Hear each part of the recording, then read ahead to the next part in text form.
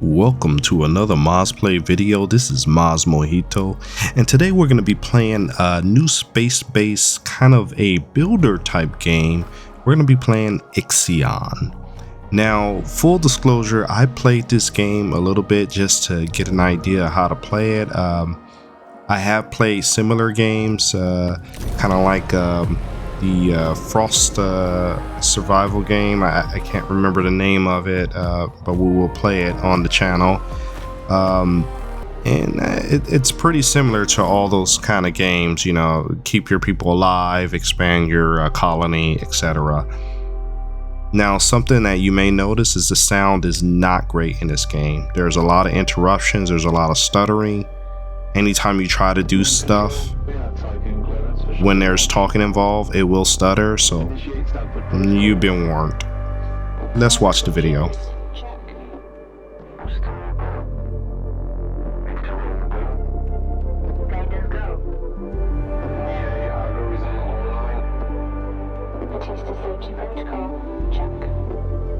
Launch control to EMB, Charon. All systems are go. Launch is imminent. Personnel are instructed to evacuate the launch pad.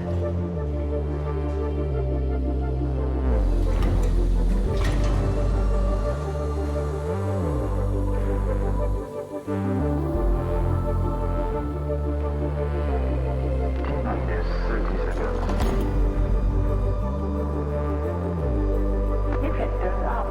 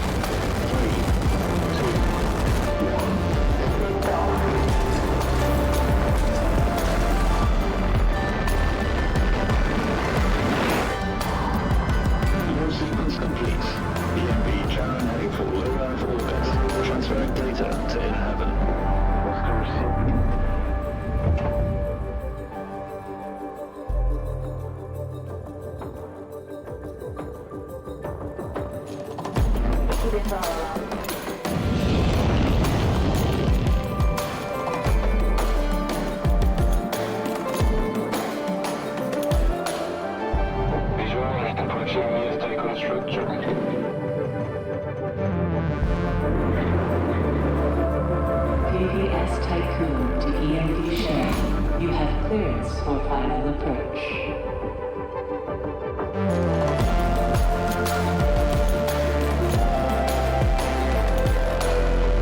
EMD Share. You have been assigned to Tycoon Docking Bay.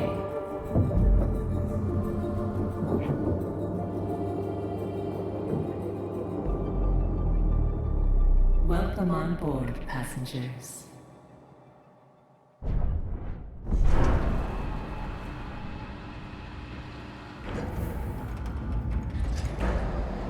Shuttle EMV Charon is now docked.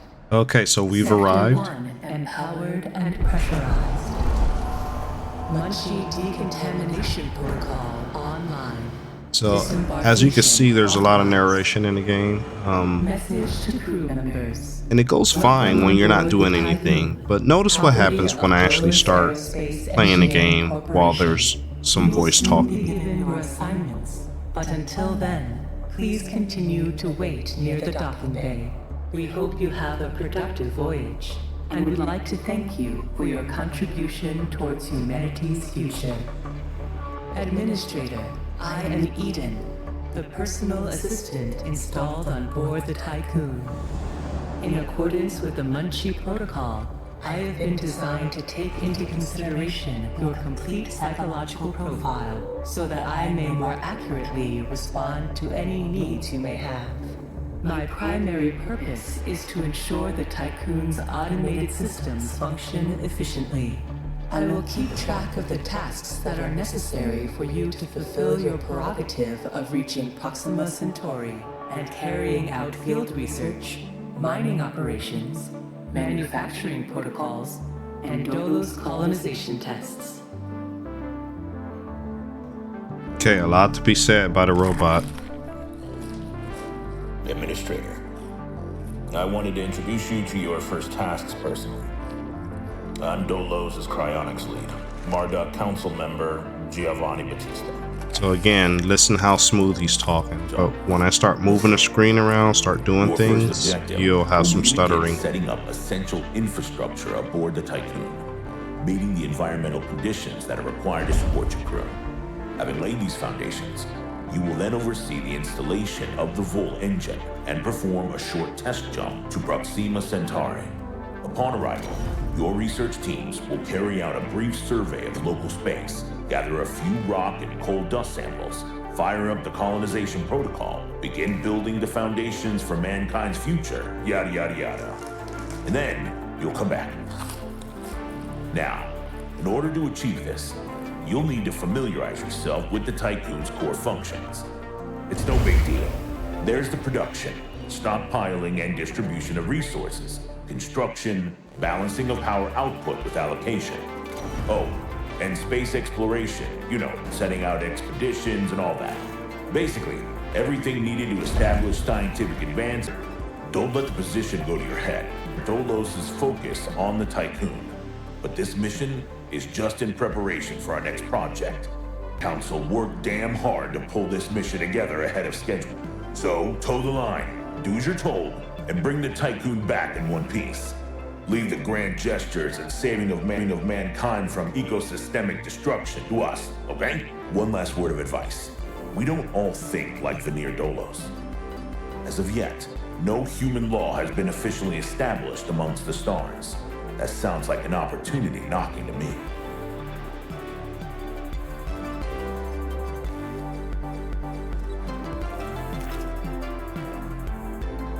Okay, so a lot was said, just to kind of build a little backstory there for the game. As you can see, there was some, well, maybe you didn't notice, but there was a lot of kind of voice errors and repeating and all that. So I really had to, even though I wanted to start building my roads and start building my buildings, I really had to kind of stop and let them finish saying what they were going to say, because it does cause a lot of audio problems. I guess the game can't handle you building while they're talking to you. So at any rate, this is your typical city builder. Build roads so your workers can get from point A to point B. Build manufacturing plants, build storage plants, manage your storage, and also build housing and food supplies for your residents on the space station. Here's the space station, the big shot. Right now it's a big circular kind of shape. Each of those circles, sections of the circles are actually sectors that you unlock as you play. I've only played it for a little bit, so I'm still on sector 1, but as you can see, there are little dividing lines in between. Here's the large map. Eventually, from what I've learned from playing, you will be able to start unlocking those different planets and things in the system that you're currently in. And eventually you'll be able to unlock an engine for your space station so you can travel to other solar systems and get more resources in those systems. So a very big game, lot to learn, a lot of information to take in, but it's your typical city management game. I mean, you have supplies, you have workers, and you have buildings, and you pretty much just manage it all. And occasionally send a supply ship or a passenger ship out to pick up things or do quests. So with that said, I will limit my talking only to when I want to make a point, key point, but let's just go ahead and get started. And again, like I said before, when the voice prompts come up, the narrators to kind of fill in the story, you'll notice that there's some weird sounds, but we're going to do our best to just push through, weird sounds or not.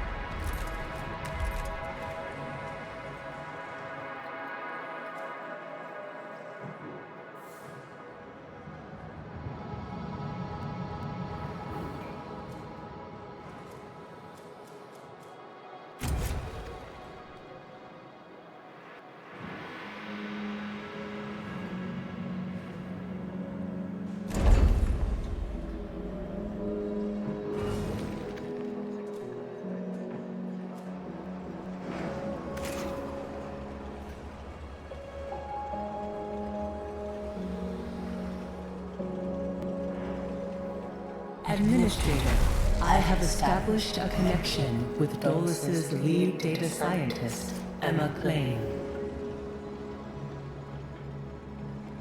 Administrator, Mr. Dolos has made it abundantly clear when it comes to security.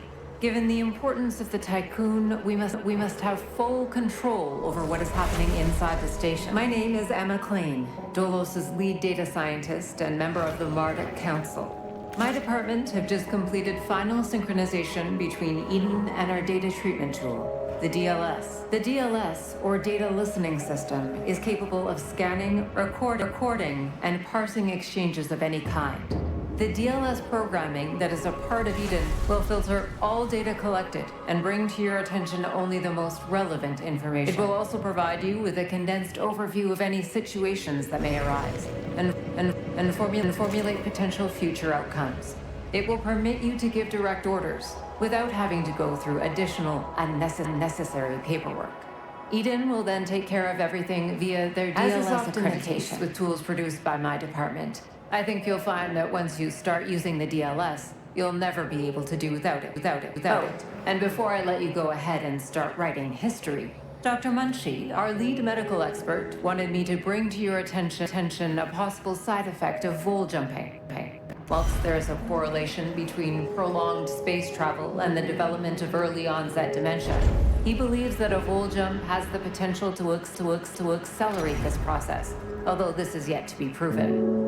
His recommendation is for you to immediately send any crew members that are exhibiting uncharacteristic or symptomatic behavior to an infirmary, as these facilities are equipped to treat the mind. All of your actions and choices are being recorded by Eden.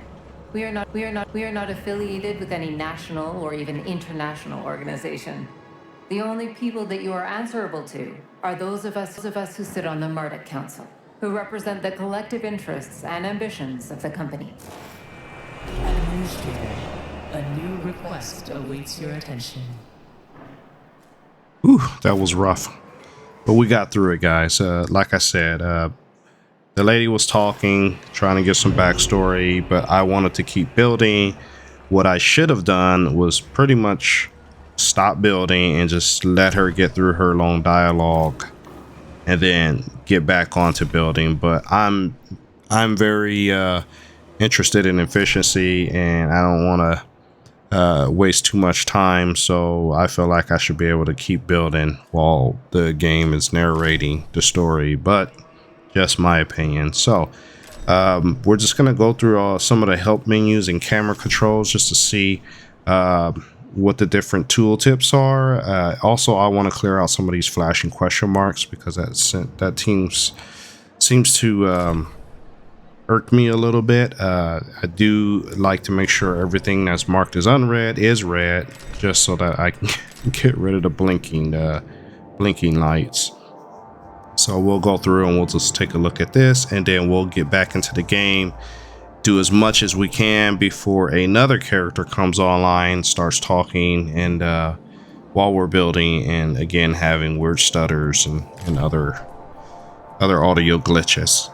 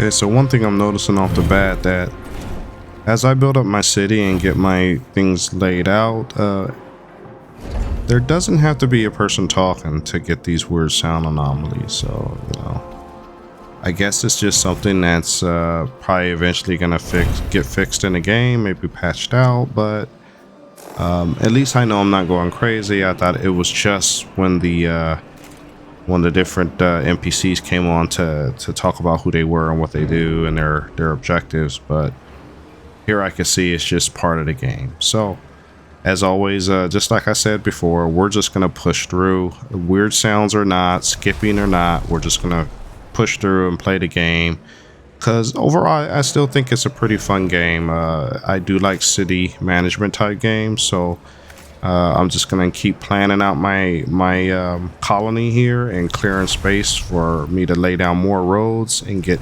access to more of these supply drops here that are spread all over.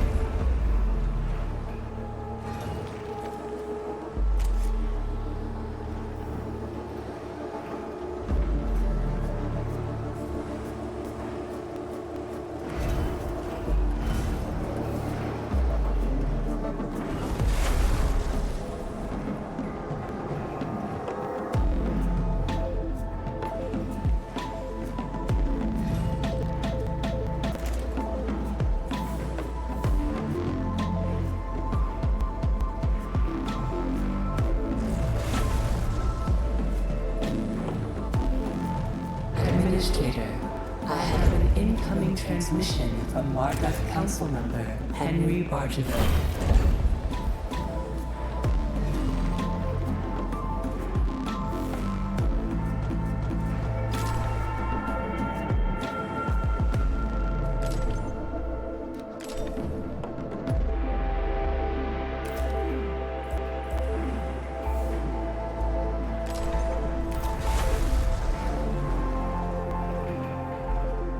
Bonjour, Administrator.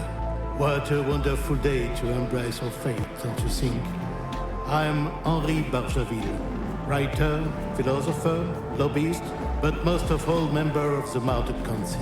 I have taken the liberty of personally arranging an exchange out of courtesy with the Oshanabi, a ship in high orbit belonging to one of our commercial allies. Even though they are a small organization, the Ashtongites are important partners who share the same pragmatic, moralistic, and conspiracy. Oceanabe will provide us with a source of food while carrying out the Tycoon's initial testing. By making it the first exclusive trade partner of the Tycoon, we will demonstrate to our long-term allies that Dolos wishes for them to please assign a cargo ship so that we can check the trade routines. Administrator, trust in genetic connectors. Self-similar space will reveal the pattern. Oh guys, he stuttered so much I barely understood what he said. At any rate, I think we're going to go ahead and put a bookmark in this and come back and play in a different video. So as always, I'd like to thank you for watching my videos. Please remember to like, comment, and subscribe, and I will see you in the next video.